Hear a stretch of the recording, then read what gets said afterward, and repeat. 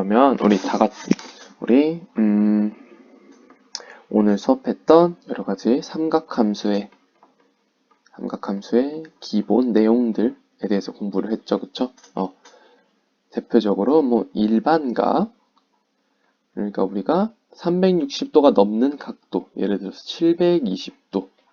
720도라든지 또는 마이너스 440도와 같은 각도들은 좌표평면에서 어떤 의미를 갖는가부터 시작해서, 그리고 부채꼴에 대한 그 전에 호도법이라는 것에 대해서 배웠죠. 호도법. 1호도라는 것이 어떻게 생겨났는가, 그쵸? 1호도라는 것이 어떤 개념에서 출발하는가부터 해서 마지막에 파이 레디안이 우리가 알고 있는 180도와 사실은 일치하는 개념이더라. 근데 우리 레디안을 쓰지 않기 때문에 이제는 파이는 생략해서 쓰기 때문에 파이 자체가 180도라는 의미를 가질 수 있겠구나. 그래서 우리가 뭐 4분의 파이는 뭐 45도, 우리가 이제 45도 대신에 4분의 파이라는 표현을 사용할 것이다, 이런 얘기를 했었죠.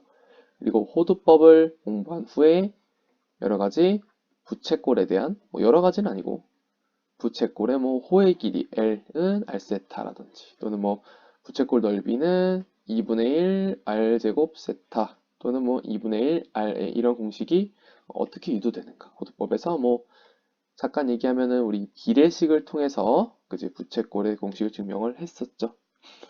그리고 나서 또 삼각함수 사인 세타는 자 r분의 y, 코사인, 이런 걸 이제 공부를 했었죠, 그쵸? r분의 x, 탄젠트 세타는 x분의 y, 이런 것들을 이제 공부를 했었다. 삼각함수의 출발점, 정의가 무엇인지 공부하고 마지막에 공부한 것은 마지막에라기보다는 수업 중간에 끼어 있었죠. 제곱 공식, 사인 제곱 세타 더하기 코사인 제곱 세타는 그 값이 1이다 라는 것과, 탄젠트 세타는 고사인분의 사인으로 표현할 수가 있다라는 것을 우리가 공부를 했습니다. 오늘 공부한 큰 뼈대들은 이렇게 되겠죠. 그리고 여기에 얹어서 우리가 오랜만에 보는 삼각비, 특수각의 삼각비 있죠. 사인 30도, 코사인 45도, 이런 것들을 다시 공부했고, 사인을 계산하는 방법도 공부를 했습니다. 그 중에서 이제 우리 오늘 복습 강의에서 해볼 부분은, 삼각비 부분은 사실 이제 우리 여러 번 공부를 했던 내용이기도 하고, 중학교 때 이제 따로 공부하는 시간을 갖는 것을 하고, 이후에 모르는 것이나 걸리는 게 있으면 그때 가서 쌤이 설명을 하는 거나 아니면 따로 질문을 해줘도 좋습니다. 그래서 우리는 오늘 삼각함수에 대해서 공부한 큰 요 부분에 대해서 이제 복습을 해볼 겁니다. 자, 그러면 맨 첫 번째로 일반각이라는 것에 대해서 복습해 보겠습니다. 일반각. 우리 각도라는 것은 각이라는 것의 정의가 무엇인가, 여기에서 우리가 출발을 했었어요. 그쵸? 쌤이 뭐라고 얘기했냐면, 각은 두 개의 반직선으로 이루어진 하나의 도형이에요. 두 개의 반직선. 왜 반직선인지 얘기했지, 그치? 한쪽으로만 이렇게 뻗고 있으니까, 그죠? 두 개 반직선이 이루어진 도형인데, 잠깐만, 조금만 더 길게 그려야겠다. 이 두 반직선 중에서 여러분들, 이 아래에 있는 요 반직선을 이름을, 시초선이라는 이름을 쌤이 붙여줄게. 이름을 붙여주고 얘는 고정을 시키는 거야. 고정. 시초선이라 이름 붙이고 고정을 시킬게. 그리고 예를 들어서 우리가 여기다 이제 각각 점 이름을 붙여준 거야. 그냥 예를 들어서 이 각도가 30도다, 이렇게 쌤이 불러볼게. 30도다. 그러면은 우리가 이제 초등학생 초등학생 어렸을 적의 관점으로 본다면 그냥 이 각의 크기가 30도구나, 이렇게만 볼 수가 있을 거야, 그치? 그러나 우리가 조금만 더 마음을 넓혀서 다른 시각으로 본다면 얘를 이 각은 이렇게 반시계 방향으로 30도다, 이렇게 생각할 수도 있겠지만 어떻게도 볼 수 있다 그랬어. 그렇지. 자, 시초선은 고정된 선이고 각이 출발하는 선이다. 이렇게 여러분들 받아들이면 되거든. 이 각은 이렇게 파란색으로 표시된 반시계 방향으로 30도 이렇게 생각할 수 있겠지만, 자, 시초선에서 자, 시계 방향으로 출발해서 이렇게 여기에 도달한 이러한 각도로도 얘를 생각할 수가 있겠지. 자, 우리가 이렇게 자, 시초선은 각이 출발하는 곳이고, 이렇게 각이 이 OP라는 반직선은 각이 여러분들 봐봐. 파란색 반시계 방향으로 할 때도 각이 OP에서 끝났지, 그치? 그리고 시초선에서 시계 방향으로 각이 돌 때도 어디에서 끝났어? OP에서 끝났지. 이렇게 각이 끝나는 선은 우리가 그냥 동경이다 이렇게 이름을 붙이는 거예요. 동경은 고정되어 있는 선은 아니겠지, 그치? 왜냐면 꼭 이게 30도라는 법은 없잖아. 자, 시초선이 이렇게 고정되어 있고 각이 좀 더 이렇게 우리 커질 수도 있는 거니까, 그치? 무슨 말인지 알겠죠? 자, 그래서 우리가 지금 무엇을 보고 있냐면 이 각이 30도다 이렇게 단순히 이렇게 생각할 수도 있겠지만 어떻게도 볼 수가 있다. 그것의 반대 방향, 즉 시계 방향으로 이렇게 시초선에서 출발해서 동경에 도달한 것으로도 우리가 생각을 할 수가 있겠다는 거야. 또는 이 각도가 자, 시초선에서 출발을 해 역시. 근데 한 바퀴 빙글 돌아서 다시 30도만큼 반시계로 돈 것으로도 생각할 수가 있겠지, 그치? 그러니까 우리가 이 각이라는 것은 단순히 얘의 각의 크기가 30도다 이렇게만 생각할 수 있는 게 아니라 각의 크기가 사실은 여러 개인 거야, 그치? 이 각을 표현하는 방법이 여러 개인 거야, 그치? 자, 지금 여기는 잠깐 두고 쌤이 옆에다가 다시 각을 하나 그려볼게. 자, 우리 요 각이 출발하는 곳을 뭐라고 부르냐면 시초선이라고 부른다, 그치? 얘는 고정된 친구고 얘는 동경이라고 부릅니다. 자, 요 각도 우리가 방금 전에 어떤 얘기를 했냐면 이 각의 크기 있지. 각의 크기는 여러 가지 방법으로 표현을 할 수가 있다라고 했죠. 얘가 만약에 30도면은 그냥 단순히 30도인 것이 아니라 뭐 한 바퀴 양의 방향으로 돈 다음에 30도가 다시 돈 것으로 볼 수가 있겠고, 또는 시계 방향으로 이렇게 이만큼 돈 것으로 볼 수가 있는데, 그 중에서 가장 기본이 되는 각이 있지, 그치? 기본이 되는 각. 그러니까 우리가 일반적으로 이렇게 각을 그렸을 때 이게 몇 도라고 생각을 해? 30도다 이렇게 생각하잖아. 그걸 쌤이 이제 가장 기본이 되는 각이다 이렇게 부를게. 자, 이 각은 표현 방법이 여러 가지지만 가장 기본이 되는 각은 몇 도냐면 30도지, 그치?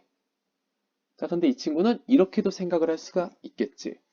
자, 이 30도라는 건 반시계 방향으로 우리가 일반적으로 생각하는 각의 방향, 반시계 방향으로 30도를 본 것으로도 볼 수 있겠지만, 반대로 자, 시초선에서 출발해서 시계 방향으로 이만큼 돌아서 동경에서 멈춘 것으로도 우리가 볼 수가 있겠더라는 거야. 그런데 우리가 일반적으로 각을 재는 방향은 이렇게 파란색으로 표시된 반시계 방향이기 때문에 우리는 반시계 방향을 양의 방향이라고 설정을 하고요. 자, 반시계 방향이 양의 방향이다 라고 한다면 그것의 반대인 시계의 방향은 자동으로 음의 방향으로 설정이 되는 거겠지, 그치?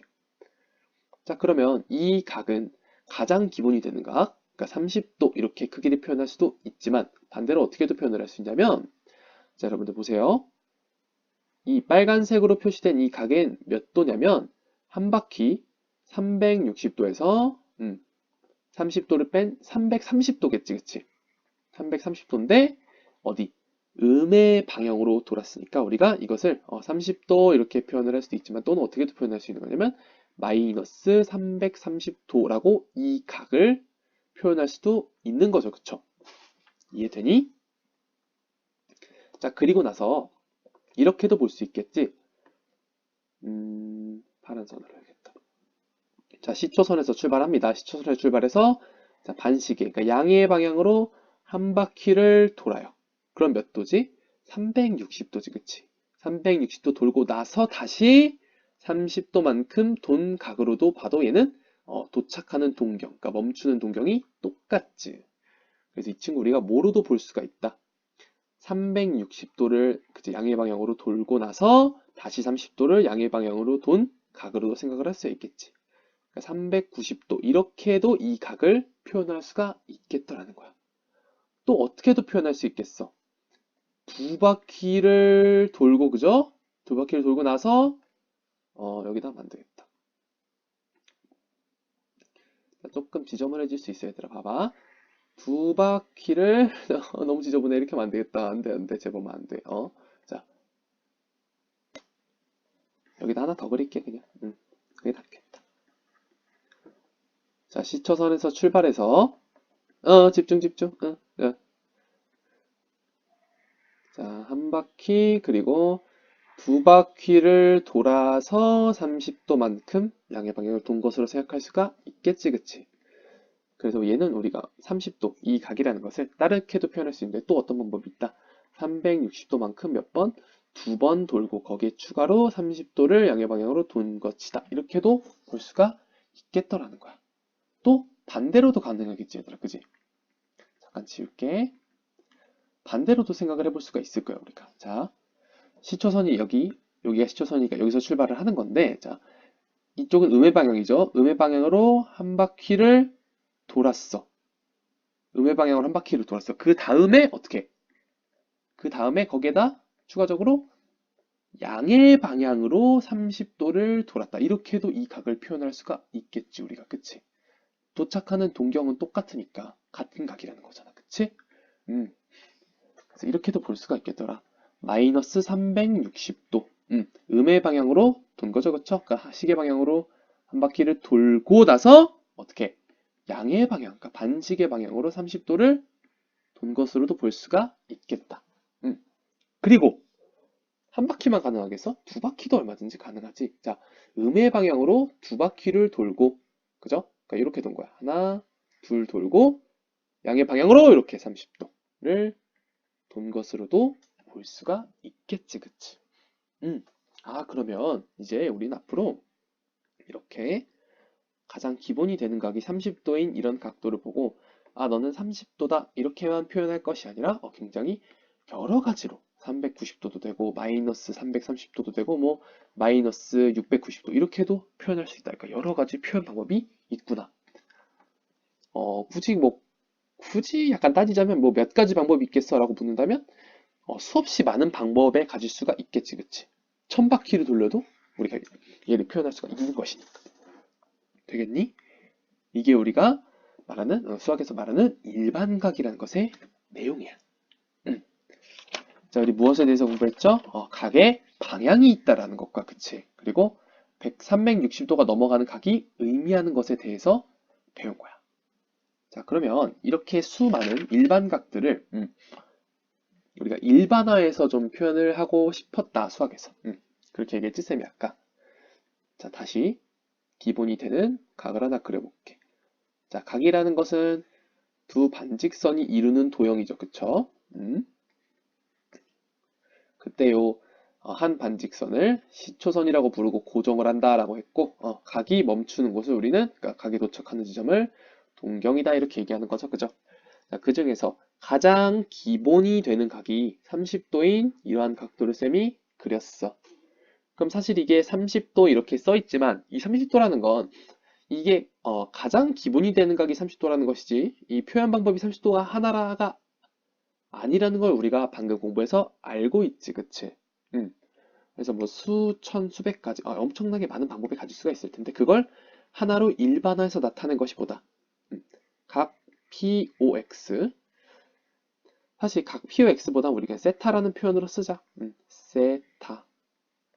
세타는 각을 나타내는 기호라고 생각하면 돼. 그러니까 매번 이렇게 각 POX, 이 각을 각 POX, 각 POX 이렇게 쓰기가 싫어서 그냥 세타라고 새로운 애칭을 줬다고 생각하면 돼. 예를 들어서 쌤 이름이 재범이잖아. 근데 재범 제자를 떼고 범아 이렇게 불렀다고 생각하면 돼. 오케이? 자, 뭔 소리 하는 건지 모르겠다. 자, 그 다음에 이 세타는 어떻게 나타내 줄 수가 있냐면 360도 곱하기 n 플러스 30도 자, 이거 도 빼먹었다. 이렇게 하나로 일반화해서 나타내 줄 수가 있다. 자, 우리 앞에서 공부했던 내용을 정리한 거야. 얘들아, 이게 무슨 뜻이야? 여기 360 곱하기 n. 자, 예를 들어서 n이 1이라고 생각해보자, 우리. 그럼 360도 플러스 30도 이렇게 되는 건데, 360도라는 것은 어떤 의미였지? 양의 방향, 그러니까 반시계 방향으로 한 바퀴를 돌고 나서, 그치? 그리고 나서 또 어떻게 된 거야? 30도를 더 양의 방향으로 진행한 거니까 이렇게. 무슨 말인지 알겠지, 그치? 그리고 우리 n이 마이너스 1일 때, n이 마이너스 1일 때 무슨 뜻이야? 이게 마이너스 360도 플러스 30도.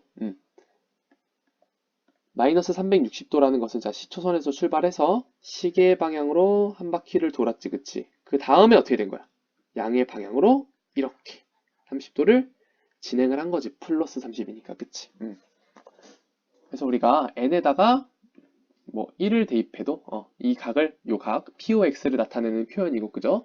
n에다 마이너스 1 음수를 대입해도 POX를 나타내는 표현인 거 알겠지, 그치? 그러니까 이게 의미하는 건 저기 뭐라고 얘기를 할 수가 있는 거냐면 360도는 한 바퀴잖아, 그치? 그러니까 얘는 n바퀴 회전을 한 거야, 시초선에서. 그치? 이렇게 돌아서 온 거죠, 그쵸? n번. 그런데 n이 양수일 때는 이게 반시계 방향으로 돌았다는 표현이 되고, 그죠? 그리고 n이 음수일 때는 시계 방향으로 돌았다는 표현이 되는 거지, 그치? 그러니까 정확히 얘기하면은 n은 바퀴수이기도 하지만 뭐를 나타내기도 한다. 집중. n은 바퀴수를 나타내는 것이기도 하지만 양수냐 음수냐에 따라서 뭐를 나타내기도 한다. 우리 각의 방향을 나타내기도 한다. 음수면 음의 방향, 그러니까 시계 방향으로 돌았다. 이런 식으로. 자, 요거 됐을까요? 자, 그래서 우리가 어떤 각을 표현할 때는, 자, 이렇게 어떤 각을 표현할 때는 잘 보세요. 잘 보세요. 너무 중요한 내용이야. 자, 여기 이렇게 요 각이 30도인 이 각을 표현하는 방법은 여러 가지가 있는데, 그것을 한 번에 나타내는 방법은 360도 곱하기 n 플러스 그 각에 가장 기본이 되는 각이 지금 30이지, 그치? 30을, 그러니까 가장 기본이 되는 각을 더해서 이렇게 표현을 할 수가 있더라. 이렇게 정리할 수 있겠지, 그치? 근데 그때 중요한 건 뭐야? 이 n이 자연수가 아니라 양수, 음수 모두 가능한 걸 확인했지, 우리가. 그러니까 n은 정수다라는 거, 요거 하나 유념해 줬으면 좋겠어요. 자, 그러면 일반각을 하나로, 그러니까 한마디로 표현하는 방법까지 우리가 공부를 했어. 그럼 이제 이 개념을 가지고, 각 사분면에서의 일반각을 볼게. 각 사분면에서의 일반각. 그러니까 1사분면, 4사분면, 뭐 이런 곳에서. 자, 그럼 좌표 평면이 먼저 등장을 해야겠죠, 그쵸? 자, 여기서 만약에 자, 우리 좌표 평면에서는 일반적으로 어디? X축의 양의 방향, 이곳을 우리가 시초선으로 놓는다. 이렇게 쌤이 얘기했었지, 그치? 자, 그때 각이 도착하는 지점이 동경이죠, 그쵸? 각이 도착하는 지점, 동경이 1사분면에 놓여있는 경우를 생각해보자고. 자, 그러면 이 X축이 시초선이고, 그죠? 이게 동경이니까 각의 크기는 얘가 되겠지, 그치? 요거를 쌤이 알파라고 표현을 할게. 얘들아, 이 알파라는 것은 이 동경과 이 시초선이 이루는 각 중에서 가장 기본이 되는 각을 쌤이 알파라고 한 거야. 아까 얘기했지? 가장 기본이 되는 각이라고 쌤이 부르겠다고 한 거? 그치? 이거 지울게. 그러면 이 알파라는 각은 자, 동경이 1사분면에 있으니까 알파는 0과 90도 사이의 각이라는 거 우리 알 수 있지, 그치? 근데 이 동경 시초선이 이루는 이 각 있지, 얘들아. 이 도형, 요 각. 얘의 이름을 쌤이 세타라고 부를게, 이 각 자체를. 이 알파라는 건 뭐라고? 가장 기본이 되는 각 그 하나를 의미하는 거고, 쌤은 지금 이 동경과 시초선으로 이루어진 이 도형 있지. 각도 하나의 도형이잖아. 얘를 세타라고 부를 거야, 세타. 그럼 이 세타라는 것은 여러 가지 표현 방법이 있다 그랬어, 그치? 뭐 360도 플러스 알파도 될 것이고 뭐 이것저것 표현이 많잖아, 그치? 근데 그거를 한 번에 나타낼 수 있는 방법이 있었어. 뭐냐면 360도 곱하기 n 플러스 뭐라 그랬지? 그 각이 가장 기본이 되는 각을 더해줘서 표현할 수 있다 그랬지. 이런 식으로. 자, 기억이 안 나면 잠깐 앞으로 가서 쌤이 30도를 예로 들어서 표현한 걸 다시 한번 들어봐봐. 알겠니? 자, 그래서 우리 이 각 세타를 360 곱하기 n 플러스 가장 기본이 되는 각 알파 이렇게 표현할 수가 있겠지. 그런데 봐봐. 알파는 0보다 크고 90보다 작은 수기 때문에, 그치? 작은 각이기 때문에 이 세타는 여러분들 쌤이 요거 빼먹었다. 미안해. 이 세타는 어디와 어디 사이에 있다고 우리가 알 수가 있냐면 360 곱하기 n 플러스 0도 보다는 크겠지, 그치? 그죠? 알파가 0보다는 크니까 알파가 0일 때 보다는 크겠지. 그리고 또 뭐보다는 작겠어? 360 곱하기 n 플러스 90도 보다는 작겠지. 요거 이해되니? 이해되죠? 그래서 동경이 일사분면에 있을 때 그 각 세타, 요 각 자체를 말하는 거야. 이 가장 기본이 되는 각 이거 말고 이 각 자체는 항상 360 곱하기 n 플러스 0과 360 곱하기 n 플러스 90도 사이에 있게 되겠지. 자, 이거 무슨 말인지 알겠니? 자, 그리고 동경이 이사분면에 있을 때보다 이사분면에 있을 때. 자, 동경이 이사분면에 있다는 것은 이러한 그림을 지금 의미하는 것이죠. 그러면 이게 지금 세타가 되는 건데, 알파가 되는 거죠. 이만큼. 자, 그러면 동경이 이쪽에 있을 때, 이 가장 기본이 되는 각, 우리가 일반적으로 생각하는 그 각은 알파. 알파가 지금 여기가 오게 되는 것인데, 이사분면 내에 있는 경우는 알파가 자 90도보다 크고, 집중. 자, 180도보다는 작게 되겠지, 그치? 네, 세타는 아까도 얘기했지만 360 곱하기 n 플러스 알파로 이렇게 표현할 수가 있었지, 그치? 자, 여기. 그죠?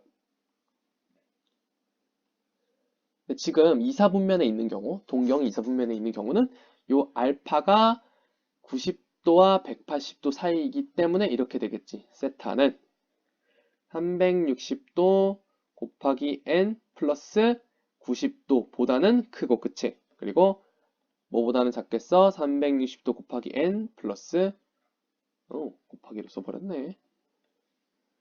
플러스 180도보다는 작겠지. 이게 뭐야? 동경이 이사분면 위에 있을 때의 세타의 범위야. 세타의 범위.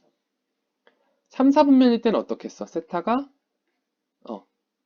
360 곱하기 n 플러스 180도보다는 크고 360도 곱하기 n 플러스 270보다는 작겠지. 4사분면일 때는 어떨까? 270, 360 이러한 범위를 갖게 된다는 거야. 무슨 말인지 알겠니 이거? 그래서 우리가 아까 확인 체크에서도 봤지만 교재 문제에서도 봤지만 세타가 뭐 3, 4분면 위의 각이다. 위의 각이다. 이런 식으로 주어졌어. 그러면 세타의 범위가 이렇게 이런 식으로 주어진다라는 의미인 거지, 그치? 이해되니 무슨 말인지? 그래서 우리가 그걸 통해서 뭐 문제를 풀어나갔던 기억이 아직 남아있을까? 그래서 이걸 그러니까 여러분들 외우는 것이 아니라 왜 이렇게 표현이 되는가? 우리 세타 어떤 각을 가장 기본이 되는 각은 알파일 때 그거를 이게 알파만 표현 방법이 있는 게 아니잖아, 얘들아, 그치? 360 플러스 알파도 있고 뭐 여러 가지 표현이 있었잖아. 그걸 한 방에 나타낼 수 있는 게 이런 방법이 있었잖아, 그치? 그런데 동경이 1, 4분면 위에 있을 때는 이 알파가 0도와 90도 사이니까 이렇게 되는 거잖아, 세타가, 그지? 이 사이에 있고 2, 4분면일 때는 알파가 90에서 180 사이니까 이렇게, 그지? 그러니까 세타의 범위가 이렇게 되는 것이고 이렇게 이해를 해 나가는 거야. 자, 그러면 각 사분면에서의 일반각의 범위를 생각하는 방법도 공부를 했어요. 자, 그럼 이제 일반각 설명이 참 길어졌네. 그럼 그 다음에 호도법에 대해서 다시 복습을 해봅시다. 호도법.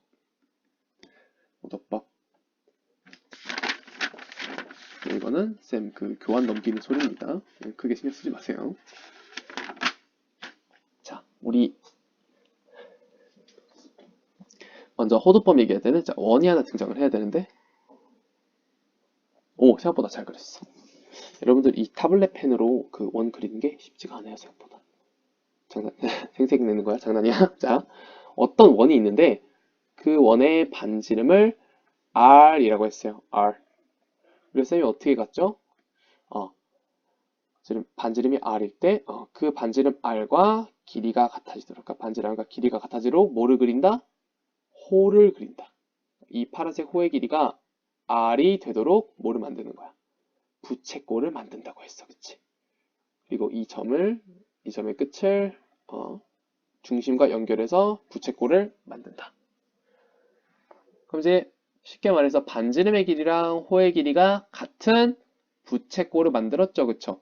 그때의 중심각을 우리 뭐라고 부른다? 1호도 이렇게 부른다. 그렇게 얘기했었지, 그치? 이게 지금 호와 관련된 각도다, 지금 이런 뜻이라서 호도 이런 표현이 붙은 건데, 이걸 좀 고상하게 영어로 얘기하면 뭐 1 레디안 이렇게 써도 되는데, 우리가 어떻게 한다고? 이 레디안을 일반적으로 생략해요. 그래서 이 각이 그냥 1 이렇게 된다 그랬어. 뭔가 좀 어색하죠? 이 1이 의미하는 게 우리가 생각하는 그 1이 아니야. 뭐는 뜻이라고? 1 레디안이라는 단위가 붙어 있는 거잖아. 그치? 아까도 얘기했지만 여러분들 1도와 1은 엄연히 다른 표현이야. 1도는 진짜 그 360도를 어떻게 한 거야? 360조각 낸 것 중에 하나가 지금 1도인 거잖아. 그치? 1 레디안이라는 것은 지금 그림과 같이 반지름과 부채꼴이 뭐라는 거야? 반지름과 호의 길이가 같도록 부채꼴을 만들었을 때 그때의 중심각을 1 레디안이라고 하는 것이기 때문에 당연히 값의 차이가 있을 수밖에 없어. 자, 근데 그럼 우리 호의 길이가 2r, 그러니까 r의 2배, 2r, r이 되도록 부채꼴을 만들면 그때의 중심각은 뭐라고 표현할 수가 있겠어, 우리? 자, r 지우고 우리 지금 호의 길이가 r의 2배, 2r이 되도록 부채꼴을 만들었어. 그럼 그때의 중심각은 2레디안이겠죠, 그쵸? 근데 레디안은 일반적으로 생략하니까 얘는 그냥 2 이렇게 되는 거야. 근데 자, 아까 얘기했었던 건데 여러분들 근데 이제 항상 이 복습을 할 때는 항상 내가 처음 배우는 느낌으로 보는 게 사실 제일 좋아요. 내가 뭘 알기 때문에 이거는 그냥 대충 들어도 되겠지 이러는 거는 아이고 아파 아이고 이렇게 하는 거는 약간 복습의 효과를 떨어뜨릴 수도 있어요. 또 잔소리한다. 그만하자 제범아. 자 우리 호의 길이가 r의 2배, 반지름의 2배가 되는 부채꼴의 중심각은 우리가 2레디안 이렇게 표현할 수 있다 그랬지, 그치? 근데 누가 연구를 해봤는데 누가 연구를 해보기를 이 호가 자 r, 2r 호의 길이가 자 3배 하고 그러니까 반지름의 호의 길이가 반지름의 3배에다가 조금 더 해주면은 뭐가 되더라? 이게 원의 끝이 되더라. 반대쪽 끝이 되더라. 이런 연구 결과가 있었다고. 누군가 그렇게 연구를 했대. 그러니까 좀 표현이 조금 뭔가 구렸던 것 같은데 다시 한번 얘기하면은 자 반지름의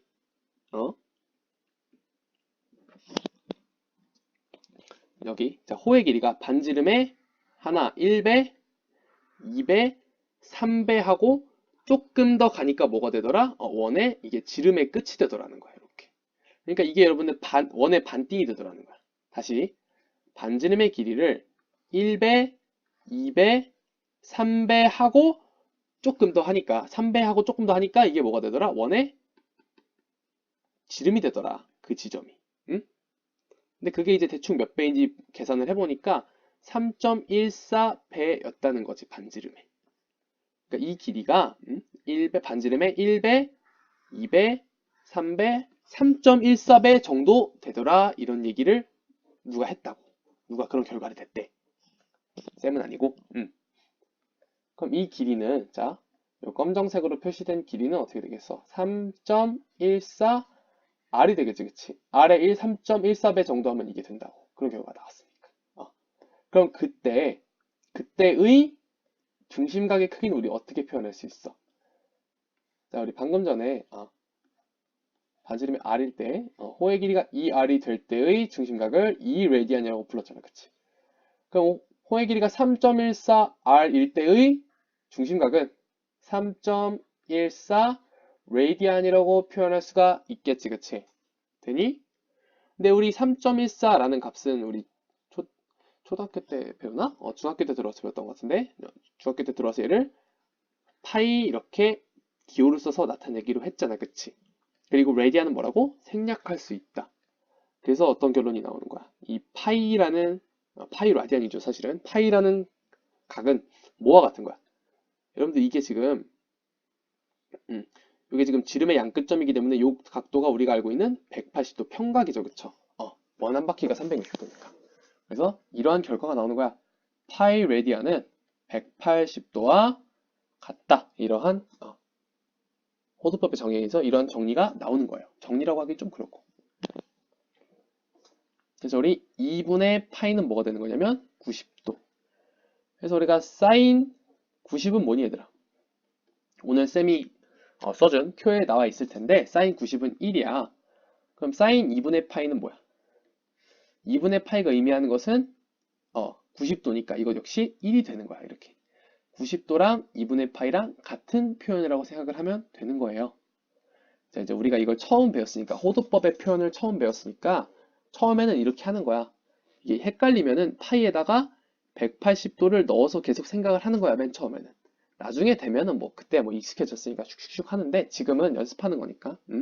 파이가 180도라고 생각하면 2분의 180이니까 사인 91호군 이렇게. 지금은 이렇게 생각을 하는 거야. 하나만 더 해볼까? 사인 6분의 파이. 사인 6분의 파이는 2분의 1이야. 쌤 어떻게 알았어요? 자, 파이는 어떻게 생각하라고? 지금은 180도를 대입해서 생각하는 거야, 우리. 파이 레디안은 180도니까 실제로. 그럼 얘는 6분의 180이니까 사인 몇이야? 30도죠. 사인 30도니까 2분의 1이겠군. 이렇게. 앞으로는 그래서 이러한 표현은 아마 보기 힘들 거야. 약간 잠깐 이별을 고하세요, 이 친구한테. 그 대신에 어떤 표현을 한다? 호도법으로 2분의 파이라는 표현을 훨씬 더 많이 쓰게 되는 거야. 자, 그럼 이제 호도법에 대한 이야기도 다 된 것 같습니다. 호도법의 이야기.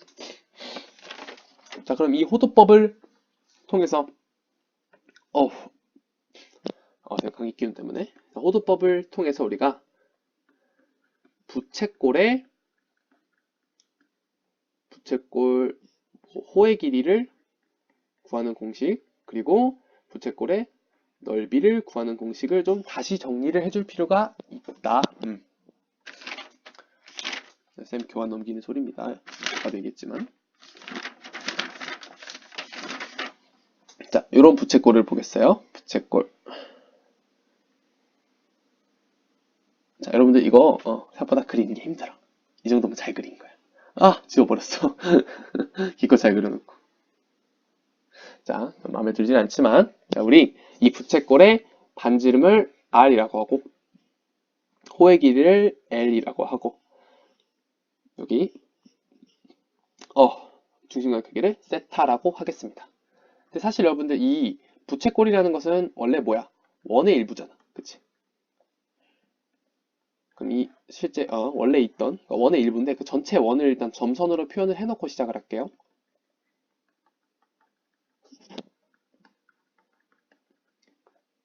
이렇게 쌤이 집중해서 하긴 하는데 이게 그림 그리는 건 쉽지가 않다 정말. 조금 마음에 안 들지만 나름 선방한 것 같아. 자, 여기에서 우리가 부채꼴 공식을 유도할 때 쌤이 아까 어떤 걸 이용했었냐면 비례식을 이용해서 유도를 했었지, 그치? 자, 요 과정 한 번 더 보는 거 굉장히 중요하다 얘들아. 우리 익숙해지는 거야 이제 이 공식에 한 번 더 보면서 유도하는 과정을 보면서 또 익숙해지는 거야. 자, 우리 중심각이 세타일 때 그때의 호의 길이는 L이지, 그치? 다시 이 부채꼴에서 중심각이 세타일 때 그때의 호의 길이는 L이죠. 근데 만약에 중심각이 이만큼 360도일 때, 그죠? 360도에서 중심각이 360도라면 그때의 호의 길이는 뭐가 되는 거냐면 원주 전체가 되는 거지, 그치? 이거 따라하니? 중심각이 360도, 그러니까 한 바퀴일 때는 뭐가 되는 거야? 호가 원주 전체가 되는 거지. 요거 되니? 근데 우리 360도 대 360도는 이렇게 안 쓰잖아, 그치? 360도는 이제 어떻게 쓰기로 했어? 2 파이 이렇게 쓰기로 했죠? 왜? 파이 레디안은 180도다 라는 게 있었기 때문에, 그치? 360도는 2파이 이렇게 쓰면 되겠지? 그리고 여긴 지금 뭐가 오는 거냐면 원주가 와야 되는데, 우리 원주는 어떻게 구해? 반지름이 r이니까 2파이 r로 구해주면 되겠지? 되죠? 이게 지금 뭐 한 거야, 얘들아? 중심각이 2파이일 때, 그러니까 360도일 때 그때의 호의 길이는 원주 전체니까 원주를 여기다 써준 거죠. 자, 그럼 이 부등식에서 내양의 곱은 외양의 곱이다 처리를 해주면 2파이 L은 2파이 R 세타가 되는 거고 2파이, 2파이가 지워지죠. 그래서 어떤 공식이 나와? L은 R 세타, L은 R 세타. 자, L은 R 세타 익숙해집시다.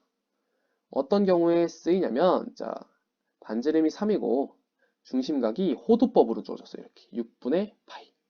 그럼 이 L은 어떻게 구할 수 있다? R 곱하기 세타 6분의 파이 이렇게 볼 수가 있더라는 거야. 자, 이거 약분해주면 2분의 파이에서 L은 2분의 파이가 되겠다. 이렇게. 어떻게 되겠어요? 자, 그 다음에 마찬가지로 비슷한 공식인데 이 부채꼴의 넓이를 쌤이 S라고 문자를 주겠어요. S. 그럼 봐봐. 중심각이 세타일 때 부채꼴의 넓이가 S죠. 중심각이 세타일 때의 넓이는 S다. 근데 만약에 중심각이 360도, 그러니까 2파이라면 중심각이 2파이라면 색깔을 달리해야겠다. 중심각이 이렇게 2파이라면 그때 부채꼴의 넓이는 이 원 전체가 되는 거지, 그치? 이해돼요? 근데 원 전체의 넓이는 우리 어떻게 표현할 수 있냐면 파이 r제곱으로 표현할 수 있지, 그치? 그래서 자, 중심각이 2파이 호도법으로 써야지, 그치? 360도일 때는 부채꼴의 넓이가 파이 r제곱 원 전체가 된다. 이렇게 비례식을 세울 수가 있겠지, 그치? 그럼 이 경우에도 내양의 곱은 외양의 곱이다 처리를 해주시면 2파이 s는 파이 r제곱 세타 이렇게 되죠. 자, 그럼 파이를 지워주시고, 그죠? 그럼 s는 넓이는 부채꼴 넓이는 2분의 1 r제곱 세타 이렇게 쓸 수 있겠지. 그런데 우리 첫 번째 비례식에서 유도한 공식이 있었지. L은 R세타에 의해서 R세타 대신에 L을 써도 되잖아. 여기서 이렇게 되겠지. 2분의 1 RL RL 이렇게 써도 되겠지. 여기서 R 곱하기 R세타잖아. R제곱 세타라는 거, 그치? 요게 L로 바뀐 거야, 지금 여기서. 그치?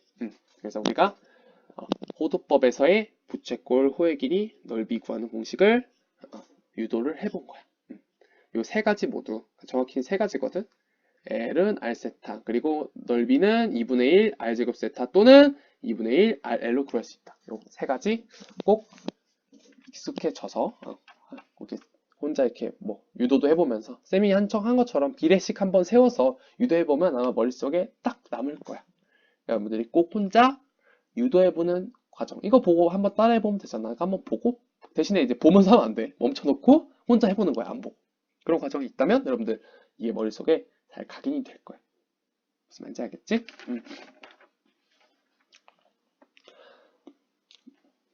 자, 그리고 삼각함수의 이제 정의에 대해서 얘기를 할 건데, 삼각함수의 정의. 삼각함수의 정의입니다. 자, 우선은 우리 이따 좌표평면을 가지고 와. 좌표평면을 가지고 오고, 자, x축을 일반적으로 시초선으로 한다고 했어. 우리가 이제 좌표평면에 어떤 각을 나타낼 건데, x축을 시초선으로 하고, 자, 1사분면에 이렇게 동경이 있다고 합시다. 자, 이제 동경이라는 단어가 막 낯설진 않지, 얘들아, 그치?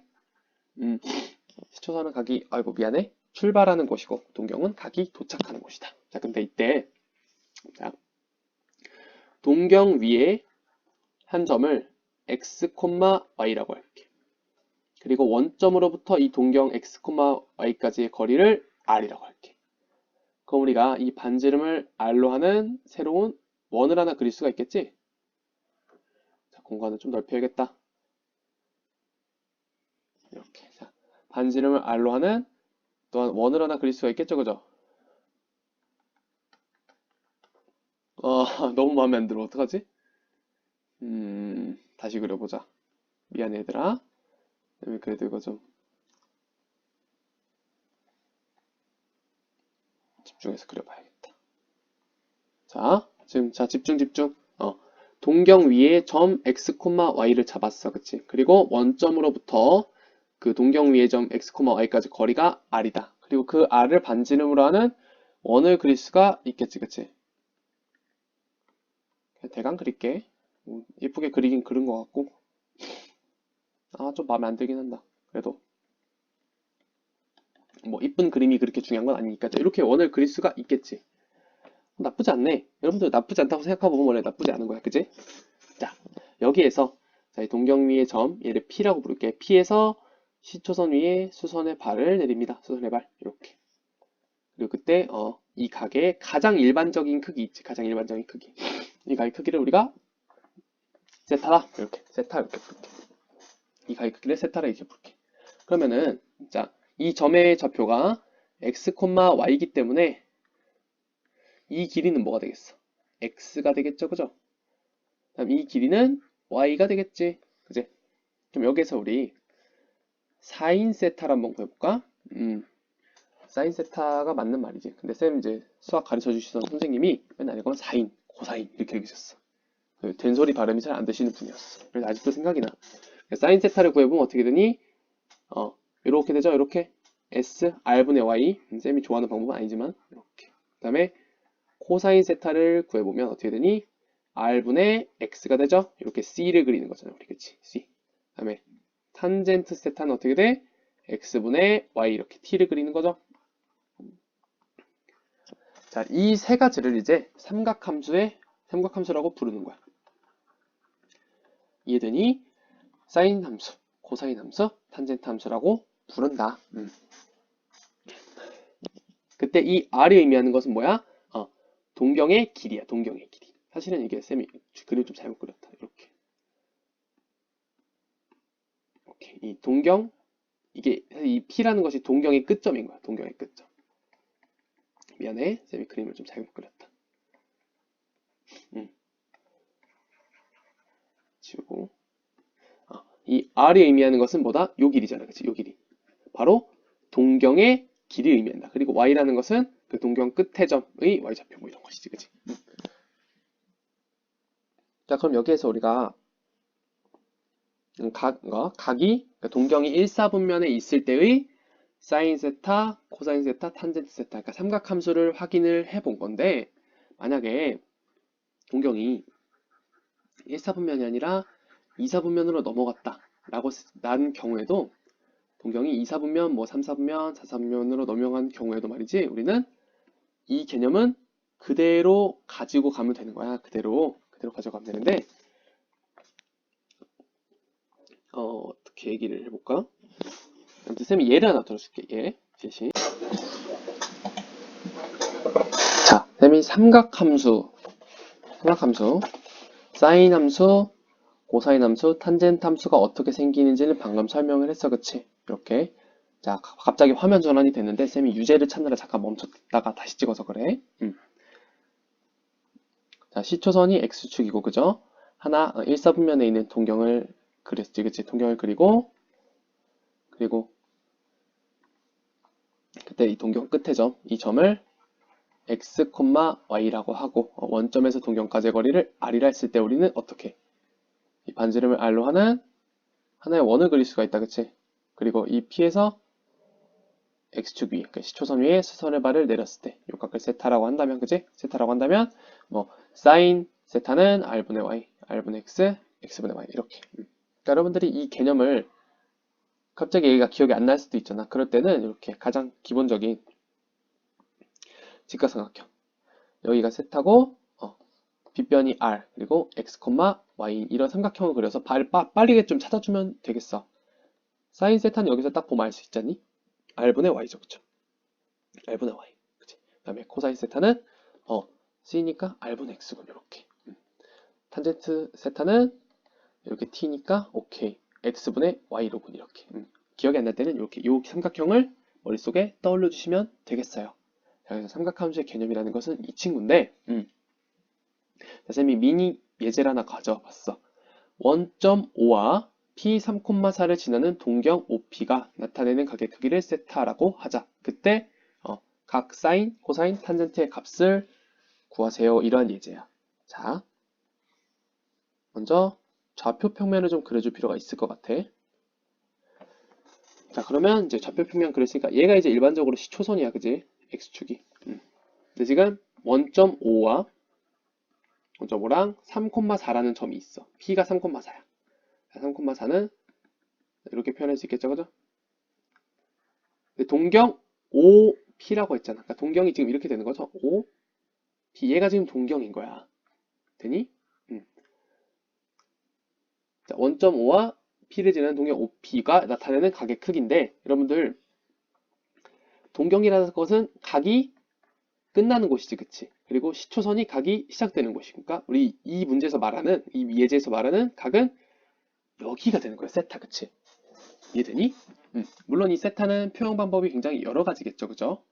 이제 가장 기본이 되는 그걸 세타라고 한다면 요 각을 지금 얘기하는 건데 현재 P의 좌표가 3,4 이렇게 주어져 있잖아. 야, 그럼 이 문제에서 감기 때문에 미치겠다. 이 문제에서 이 길이 OP 동경의 길이는 지금 몇이냐면 여러분들 이 길이가 3이고 이 길이가 지금 4니까 우리 뭐 피타고라스 정리를 이용하면 동경의 길이 r을 구해줄 수가 있을 거야, 그치? 근데 여러분들 이거 3, 4니까 동경의 길이 몇이겠어? 5라는 거 금방 구할 수 있지, 그치? 동경의 길이는 5구나. 그럼 여기에서 우리가 사인 세타라는 것은 r분의 y잖아, 그치? 자, 여기 이 삼각형에서 금방 유도할 수 있지? r분의 y잖아. 근데 동경의 길이가 지금 몇이야? 5. 그리고 y좌표는 몇이야? 4니까 이 각 세타에 대한 사인 값은 사인 세타는 5분의 4가 되는 거예요. 이해되겠어? 그 다음에 코사인 세타는 r분의 x잖아. 근데 이제 동경의 길이가 5고 x좌표가 지금 3이니까 5분의 3이 되는 거야. 그럼 탄젠트 세타는 x분의 y죠. 여기 나와있지, 그지? 나와있죠? x분의 y니까 뭐 3분의 4구나. 이렇게 우리가 삼각함수의 값을 각각 이렇게 구해줄 수가 있다는 거야. 각이 2, 4분면에 있을 때도 마찬가지야. 2, 4분면에 있을 때도 사인 세타는 r분의 y, r분의 x, x분의 y 이렇게 적용을 해주면 된다는 거야. 똑같이. 자, 그거는 우리 면대면 강의할 때 좀 더 자세히 다룰 거니까 자, 지금은 잠시 접어두고 넘어가도록 하겠습니다. 자, 그러면 거의 다 설명이 된 것 같은데 삼각함수의 부하고 하고 나면은 설명이 끝나겠네요. 네. 삼각함수의 부호입니다.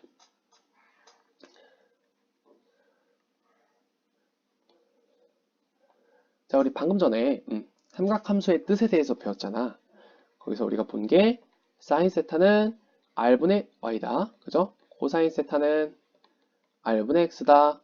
그리고 탄젠트 세타는 x분의 y다. 여러분들 얘를 뭐 세 개를 내가 뭐 외워서 머릿속에 가지고 있어야지라는 생각보다는 차라리 외울 거면 이 삼각형의 형태를 기억해놔. 빗변이 아니고 x, y인 얘를 기억해 놓고 얘를 기억해 놓으면 코사인 세타, 사인 세타, 코사인 세타, 탄젠트 세타 자연스럽게 유도할 수가 있잖아, 그치? 그러니까 우리는 머릿속에 얘를 가지고 있다고 생각하는 게 속이 편한 거예요. 알겠지? 자, 그러면 자, 우리 이제 x축을 시초선으로 하고 동경이 1, 4분면에 있는 경우를 한번 볼 건데 자, 그럼 이때 요 점의 좌표 P를 x, y라고 하고 그 다음에 동경의 길이를 r이라고 해보겠어요. 되겠니? 근데 이 r이라는 것은 동경의 길이니까 무조건 양수일 거야, 그치? 그리고 동경이 1사분면에 있는 경우는 이 점 P라는 것의 X좌표와 Y좌표가 모두 양수겠지, 그치? 이해되니? 그래서 동경이 1사분면에 있는 경우는 사인 세타의 코사인 세타, 탄젠트 세타의 부호를 각각 구해보자. 자, 이거 아까 했던 거지, 그치? 동경이 1사분면에 있는 경우는, 자, 사인 세타라는 것은 R분의 Y인데, R은 무조건 양수고, 그치? 그러니까 신경 쓸 필요가 없고, Y좌표가 양수이기 때문에 사인 세타도 양수가 될 것이다. 다음에 코사인 세타라는 것은 R분의 X를 의미하는데, 동경의 길이니까 R은 이제 신경 쓰지 말고, X가 현재 양수죠. 동경의 1사분면에 쓰는, 그래서 코사인 세타도 양수. 탄젠트 세타라는 것은 X분의 Y죠. 그쵸? X분의 Y. 그렇기 때문에 양수분의 양수니까 탄젠트 역시 양수가 될 것이다. 자, 동경이 2사분면에 있는 경우, 그럼 이렇게 되는 거죠. 동경이 이렇게 2사분면에 있는 경우, 그때는 이 점 P의 좌표가 뭐가 되는 거야? X, Y인데 동경 길이는 그대로 R이죠. 2사분면 위에 있는 점이기 때문에 X좌표가 음수, Y좌표가 양수 이렇게 되지. 그렇기 때문에 사인 세타는 양수, 코사인 세타는 음수, 탄젠트 세타는 마이너스가 된다. 3, 4분면, 자, 요거는 이렇게 동경이 3, 4분면에 있다 이런 얘기죠, 그쵸? 그럼 점 P의 좌표가 어떻게 되는 거냐면 X, Y인데 둘 다 X도 음수, Y도 음수가 되는 거지. 그래서 이 경우에는 사인 세타가 음수, 코사인 세타가 음수, 탄젠트 세타는 양수가 되겠지. 음수분의 음수니까. 그래서 뭐 4, 4분면까지 생각을 해준다면, 동경이 4, 4분면에 있을 때 이때 어떻게 되는 거야? X가 양수고 Y는 음수가 되는 거죠, 그쵸? 그러니까 사인 세타는 음수, 코사인 세타는 양수, 탄젠트 세타는 음수다 이렇게. 자, 외우는 거 아니야, 그치? 외우는 거 아니라 지금은 이제 이 각 사분면에 있을 때 사인, 코사인, 탄젠트 값이 왜 그렇게 되나 본 거고, 우리가 결과를 살펴보니까 동경이 1사분면에 있을 때는 모두가 다 양수더라, 그치? 그래서 우리가 여기다 아까 뭐라고 썼어? 모두 다 양수다 이렇게 쓴 거지, 그치? 발음 좀 굴려봤어. 그래, 미안해. 2사분면 위에 있을 때는 뭐 사인 세타만 양수다. 그래서 우리는 2사분면에 양수인 친구를 썼지, 그치? 그럼 사인 세타가 양수니까 코사인과 탄젠트는 음수다. 이렇게 요걸 보고 이제 파악을 할 수가 있으니까. 3, 4분면에서는 탄젠트만 양수죠, 그죠? 탄젠트 양수인 걸 써준다. 그럼 사인, 코사인은 음수인 거지 자동으로. 그럼 4, 4분면에서는 코사인만 양수더라. 그래서 4, 4분면에 이렇게 코사인 세타를 이렇게 써줬었지. 그래서 우리가 이걸 어떻게 외웠었어? 어떻게 외운다? 얼싸 타나클로스 이렇게 얼산타클로스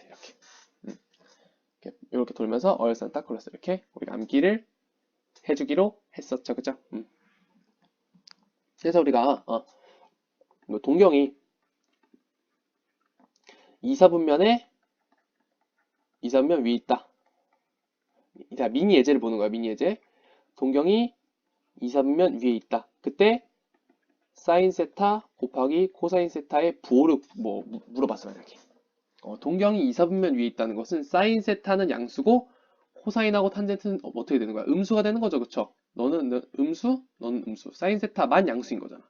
그러면 사인 곱하기 코사인은 플러스 곱하기 마이너스니까 음수가 된다. 이 정도는 우리가 알 수가 있다는 거야.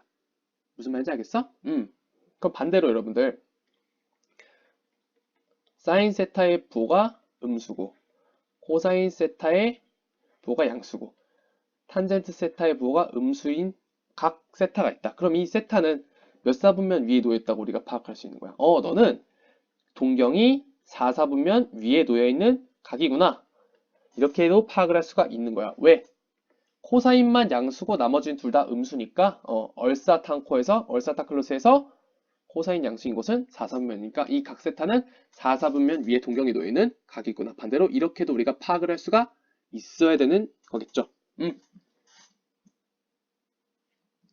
자, 그러면 오늘 공부한 내용 다 정리가 된 것 같습니다. 사실 뭐 누가 중요하다, 어떤 게 제일 중요하다라는 것을 따질 수 없을 정도로 다들 그 기초가 되는 내용이기 때문에 꼭 한번 복습을 해야 된다, 중요하다고 생각을 해서 쌤이 복습 강의를 좀 정성 들여서 만든 거고요. 여러분들 오늘 공부한 내용이 꼭 머릿속에 잘 남기를 바라면서 오늘 시간 마칠게요. 자, 정말 고생 많았습니다. 네, 그러면 우리 면대면 강의할 때 만나도록 할게요. 자, 빠이빠이.